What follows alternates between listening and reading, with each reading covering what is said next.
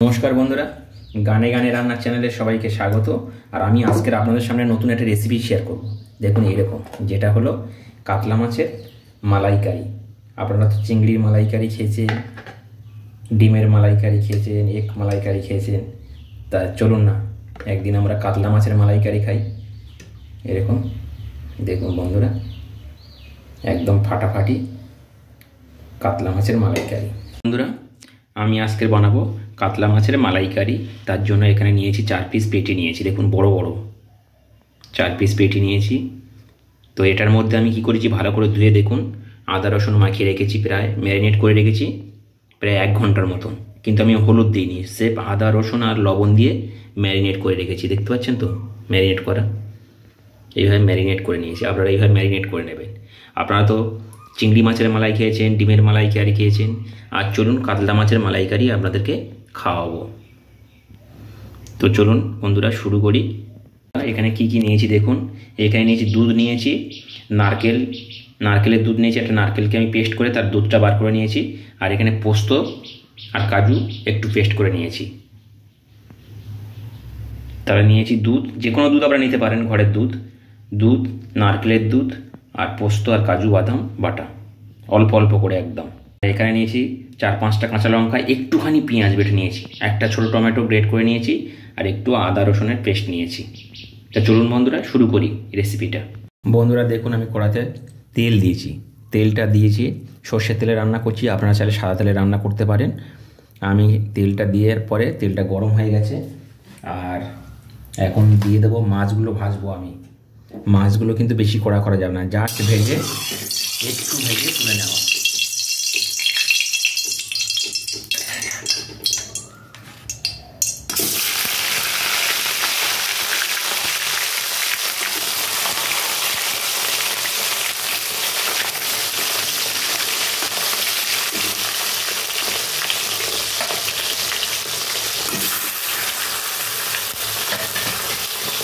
বন্ধুরা, আমি এটা ম্যারিনেট করে রেখেছিলাম আদা রসুন আর লবণ দিয়ে।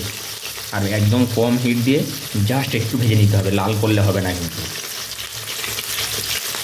দেখুন বন্ধুরা, ভাতটা ভেজে নিলাম, মাছটা একদম হালকা করে, জাস্ট দেখুন একদম হালকা করে এটা ভেজে নেবে। তো আমি এখন তুলে নেবো মাছগুলো একটা একটা করে, জাস্ট একটুখানি এরকম, একদম লাল করবেন না, এরকম। দেখুন আমি এইভাবে ভেজেছি, আপনারা কিন্তু এইভাবে ভেজে নেবেন। আমি আদা রসুন দিয়ে ম্যারিনেট করে রেখেছিলাম, আপনারা আদা রসুন দিয়ে কিন্তু ম্যারিনেট করে রাখবেন 1 ঘন্টা, এইভাবে ভেজে নেবেন একদম। আমি তেলের মধ্যে দেবো কয়েকটা এলাচ আর একটা তেজপাতা।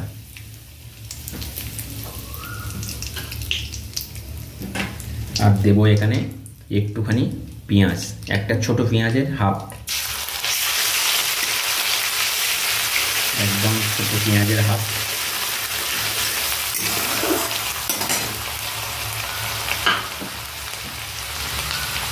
যে পেঁয়াজটা একটু ভাজা ভাজা হবে, একটু কষিয়ে নেবো, জাস্ট কষিয়ে নেব। নিয়ে দেবো এখানে আদা রসুনের পেস্ট, 1 চামচেরও কম দেবেন বন্ধুরা, যেহেতু আমার 4 পিস মাছ রান্না হচ্ছে তাই আমি অল্প করে দিলাম। আপনারা বেশি রান্না করলে বেশি করে দেবেন। আর বন্ধুরা, আপনারা তো চিংড়ি মাছের মালাইকারি খেয়েছেন, ডিমের মালাইকারি খেয়েছেন, অনেক রকমের মালাইকারি খেয়েছেন। একবার এইভাবে কাতলা মাছের মালাইকারিটা বানিয়ে দেখুন, ফাটাফাটি। দই কাতলা খেয়েছেন।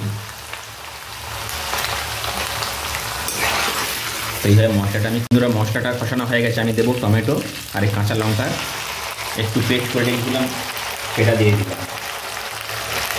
দিয়ে এটাও বেশ ভালো করে কষিয়ে নেব,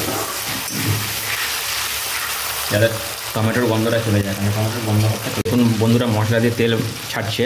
আর আমি এখন দিয়ে দেব কাজু আর পোস্তর পেস্টটা দিয়ে দেবো। কাজু আর পোস্তর পেস্টটা দিয়ে দিলাম।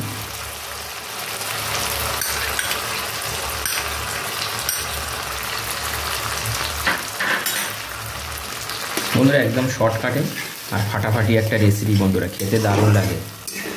আমি এখানে কিন্তু হলুদ ইউজ করব না, একদম হলুদ দেবেন না, তাহলে দেখতেও ভালো লাগবে, সাদা সাদা খুব ভালো লাগবে দেখতে।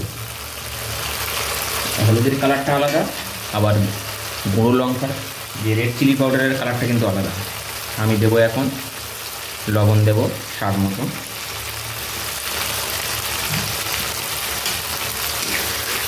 পোস্তটা জাস্ট একটু ভাজা ভাজা হলে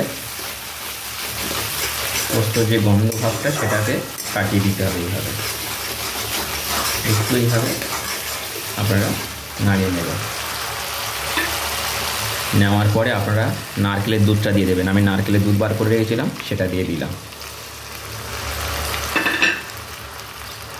আর এমনি যে দুধটা, বাড়ির দুধ, সেই দুধটাও দিয়ে দিলাম।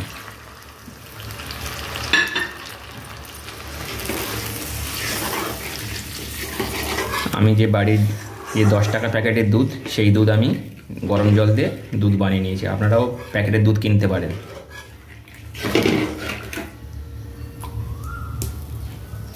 দেখুন বন্ধুরা, এটা কি দারুণ লাগছে কালারটা।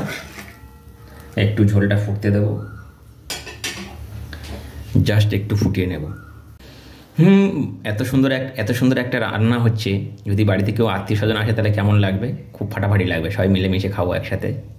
তো একটা গান করি ভালো দেখে। বলি ও ননদি, আর দুমুটো চাল ফেলে দে হাঁড়িতে, বলি ঠাকুর জামাই এলো বাড়িতে। লো ননদি, ঠাকুর জামাই এলো বাড়িতে। বলি ও ননদি, আর দুমুটো চাল ফেলে দে হাঁড়িতে, ঠাকুর জামাই এলো বাড়িতে।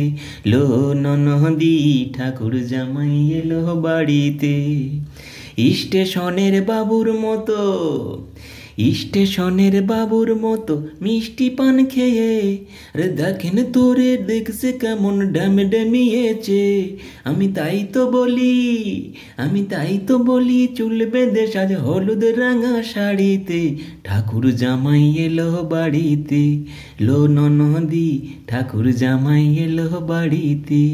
লো ননদি, ঠাকুর জামাই এলো বাড়িতে। ঠাকুর জামাই এলো বাড়িতে, ঠাকুর জামাই এলো বাড়িতে। থ্যাংক ইউ বন্ধুরা, থ্যাংক ইউ। ততক্ষণে গ্রেভিটা ফুটে গেছে, আর আমি এখন দিয়ে দেব মাছগুলো। দেখুন, মাছগুলো এইভাবে ভাজবেন, কিন্তু বেশি লাল করবে না, তাহলে কিন্তু ভালো লাগবে না, একটা আলাদা রকম লাগবে খেতে। মাছগুলো সব দিয়ে দিলাম, দিয়ে এটা বেশ এরকম স্টিম মাছ দিয়ে আমি 15 থেকে 20 মিনিট হতে দেবো এটা। বন্ধুরা দেখুন কি দারুণ হয়েছে। দেখুন বন্ধুরা, একদম ফাটাফাটি কাতলা মাছের মালাইকারি। এইভাবে আপনারা বাড়িতে বানিয়ে নেবেন একদম কম সময়ে। তো আমি এখন দেব গোলমরিচের গুঁড়ো উপর দিয়ে। গোলমরিচের গুঁড়ো দিলাম, তাহলে খেতে খুব ভালো লাগবে বন্ধুরা। আর একটু চিনি দিয়ে দিলাম, যেহেতু মালাইকারি হচ্ছে একটু চিনি দরকার, একটু মিষ্টি মিষ্টি না হলে ভালো লাগবে না। দিয়ে এটা একটু এইভাবে মিক্স করে বন্ধুরা, গোলমরিচ দিতেই হবে, কিন্তু গোলমরিচ না দিলে কিন্তু ভালো লাগবে না। গোলমরিচ একটু লাগবে, আপনারা গোলমরিচ দেবেন কিন্তু। তো একদম মোটা মোটা হয়ে গেছে দেখুন এরকম। আর আমি ওপর দিয়ে দেবো গরম মশলা, শাহি গরম মশলা একটু দিয়ে দেবো, দিয়ে আমি নামিয়ে নেব। তো বন্ধুরা, রেসিপিটা কেমন লাগলো আমাকে কমেন্টের মাধ্যমে জানাবেন। আর নতুন বন্ধু হলে প্লিজ চ্যানেলটা সাবস্ক্রাইব করবেন। কাতলা মাছের মালাইকারি একদম রেডি, দেখুন ফাটাফাটি। আর খেতে যা লাগবে বন্ধুরা, কোনো কথা হবে না। আপনারা বানিয়ে খেয়ে আমাকে বলবেন যে কেমন হলো। চিংড়ি মাছ খেয়েছেন, ডিমের খেয়েছেন মালাইকারি, অনেক রকম মালাইকারি খেয়েছেন। কাতলা মাছের মালাইকারিটা অন্তত একবার আপনারা বানান বাড়িতে।